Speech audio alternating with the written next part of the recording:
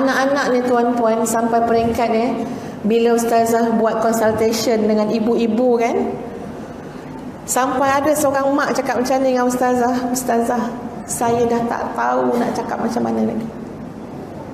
Kalau saya tegur, lepas tu anak saya lawan saya, terhiris hati saya nak mengelakkan daripada terhiris tu, takut jadi doa yang tak baik, saya biarkan je ustazah."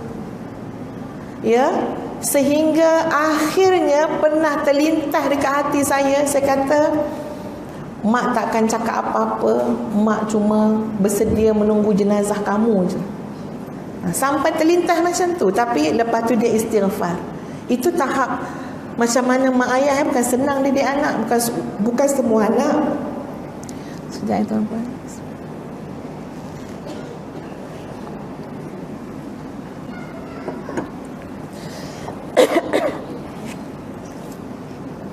Ustazah kalau dah batuk memang kena berhenti ya tuan-puan. Sebab dia payah sikit nak apa, nak reda bila dah datang batuk. Ataupun kena cakap perlahan-lahan Boleh dengar tak? Boleh ya. Balik pada kisah anak-anak tadi tuan-puan.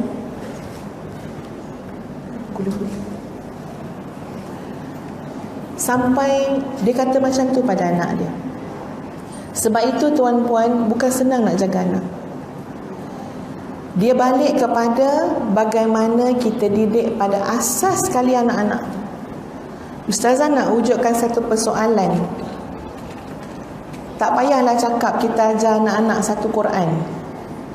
Tapi ustazah cuma nak tanya tuan-puan, ayat yang paling paling awal dalam Quran kan? Kita baca dalam suratul Fatihah,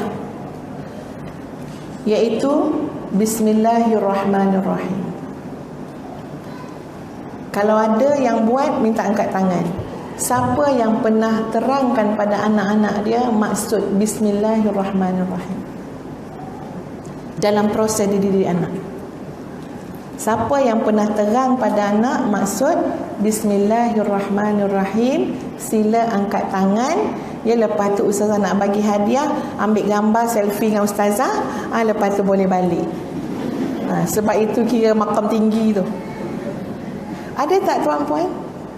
Ustaz tak tanya, "Oh, saya dah mengajar anak saya suratul Baqarah." Tak tanya.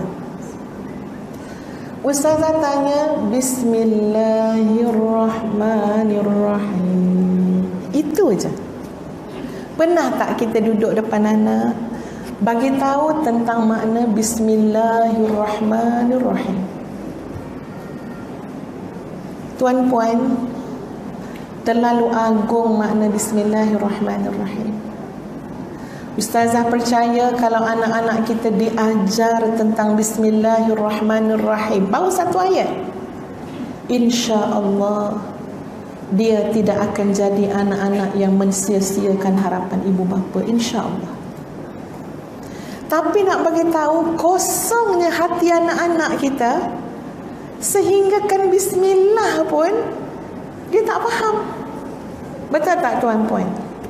Padahal Nabi kata setiap sesuatu yang dimulai tanpa menyebut basmalah, bismillah, maka ia terputus. Berapa banyak anak kita terputus dengan Allah? Berapa banyak?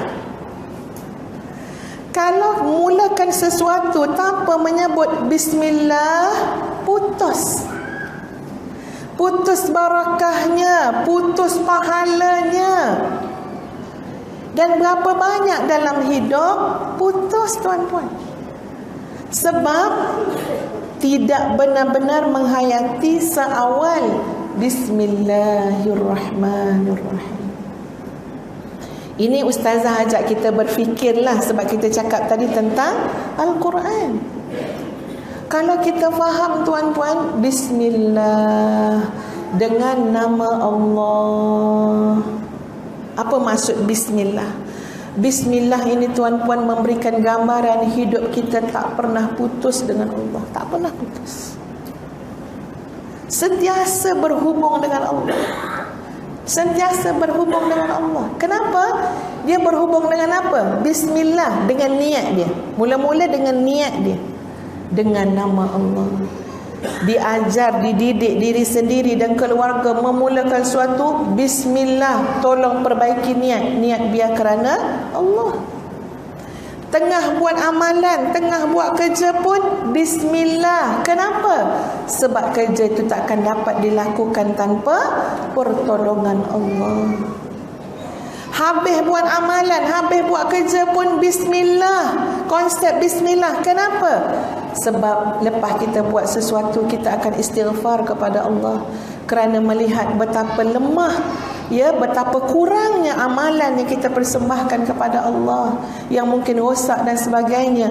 Sebab itu orang-orang saleh lepas dia beribadah, dia akan ingat Allah dalam bentuk istighfar. Sebelum hidup, sebelum beramal, ingat Allah. Sedang beramal, ingat Allah. Lepas beramal, ingat Allah. Ini penghayatan kepada konsep bismillah. Agak-agak kalau diisi itu dalam jiwa kita dan anak-anak kita, agak-agak jadi mak rempik tak dia tuan-tuan? Ke sebelum dia rempik tu, bismillah. Dia katakan dia sambil apa? Sambil dia press motor. Bagus juga kalau dia baca bismillah jadi kalau dia baca bismillah tu baguslah. Kalau dia ingat Allah lagi kan. Tapi kalau orang ingat Allah, sayang nyawa, dia tak buat kerja macam tu.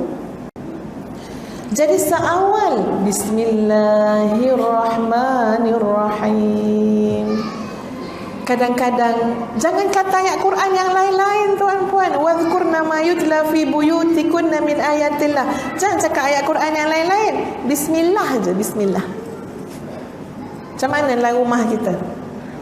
Ustazah pergi dulu pernah ikuti TOT, Training of Trainer, dengan satu tim daripada negara seberang. Beberapa hari juga kami belajar, kongsi macam-macam lah pengalaman. Jadi ustazah, kita ni kan memerhatilah akhlak dia orang cantik-cantik, lawa akhlak dia. Sampaikan tuan-puan, ustazah terpesona sangat sebab mereka sangat bismillah tu macam, ya Allah, berulang-ulang lah tuan-puan. Buka pintu kereta, bismillah. Nak duduk dalam kereta, bismillah. Dia punya handphone berbunyi, dia ambil handphone, bismillah. Bismillah baru hello. Kita macam mana? Kalau telefon berbunyi lah, ada ingat lagi tak bismillah? Dia punya rubber dalam beg tu, sebab tak jumpa, bunyi dah kuat dah ni, dengan mulut ngungut tu, bukan bismillah, pada mungut lagi panjang daripada bismillah. Sebab apa? Lupa. Subhanallah, alangkah hebatnya orang yang Allah peringatkan untuk ingat kepada Allah dengan bismillah. Itu Ustaz tengok tu sahabat-sahabat yang apa ni, tim pesantren yang ajar kami Training of Trainer. Ya Allah, bismillah. Malu kita nak cakap bismillah, tak takut kan tengok, ya Allah, berbeza sebab kita baru nak start kot, dia dah biasa. Tuan-puan, pen dia jatuh. Tuan-puan, kalau pen jatuh cakap apa? Allahu Akbar. Aku takbir dia kerja kan pen dia jatuh, dia kata apa? Innalillah. Mulut dia dah terbiasa. Innalillah. Jumpa orang Melayu kata siapa mati, dia cakap. Padahal pen jatuh kan. Ya Allah, ingatnya pada Allah. Payah nak cari dia putus dengan Allah. Dengan basmalahnya, dengan syukurnya, alhamdulillah, dengan tasbihnya, subhanallah. Ada tak itu dalam rumah kita? Ada tak tuan? Bayangkan bagaimana Nabi didik Sayyidatina Aisyah dari segi berkata yang baik. Bila Aisyah cakap, ditanya tentang seseorang, tanya tentang seorang wanita, dan Aisyah menggambarkan Allah yang katik-katik tu dah, pendek-pendek. Jawapan Aisyah yang pendek-pendek tu. Dan Nabi tegur. Sebab apakah kita akan cakap perkataan tu depan orang tu? Ya, walaupun Aisyah kata saya sedang cakap tentang diri dia yang pendek-pendek, tapi Nabi kata kalau perkataan kamu dicampakkan ke dalam air laut menjadi hitam. Itu baru cakap orang pendek. Belum lagi kata ustazah gemuk, ya. Belum lagi kata orang tu macam-macam lah, kita kata hodoh lah, jahat lah, kita umpat lah, kita gosip lah, apa benda. Masuk dalam laut, Nabi kata apa? Berubah warna biru jadi warna hitam. Nak gambarkan ni apa yang sebenarnya diperdengarkan dalam rumah kita.